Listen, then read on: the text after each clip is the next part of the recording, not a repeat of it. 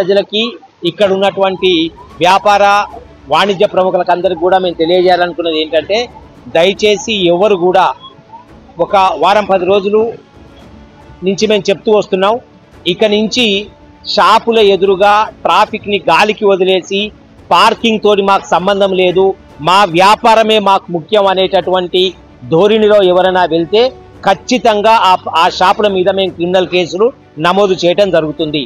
ఎంతవరకైతే మీకు పర్మిషన్ ఉందో, ఎంతవరకైతే ప్లేస్ మీరు వాడుకోవాలో దానికి మించి ఒక అంగుళం మీరు ఎంక్రోచ్ చేసినా, మీ షాపింగ్ ముందు పార్కింగ్ చేయించినా అది నేరంగానే మేము చూడటం జరుగుతుంది.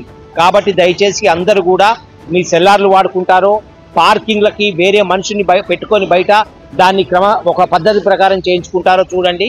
లేదు అంటే మాత్రం చట్టమైనటువంటి చర్యలకి రెడీగా ఉండవలసిందిగా అందరికీ హెచ్చరిస్తూ ఉన్నాం. ముఖ్యమైనది రెండవది, ఆటో డ్రైవర్లకు కూడా మిర్యాలగూడ పట్టణంలో దయచేసి గతంలో 2-3 సార్లు మీకు భారీ ఎత్తున అవగాహన సదస్సులు పెట్టి చెప్పడం జరిగింది. అయినప్పటికీ బస్టాండ్ ఇన్గేట్, అవుట్ గేట్, ఇంకా అనేక ప్రదేశాల్లో యూటర్న్ దగ్గర మీరు ఈ ఆటో డ్రైవర్స్ చాలా ఇబ్బంది పెడుతూ ఉన్నారు ట్రాఫిక్ని. కాబట్టి వాళ్ళు కూడా దయచేసి ట్రాఫిక్కి కోఆపరేట్ చేయవలసిందిగా కోరుతున్నాం.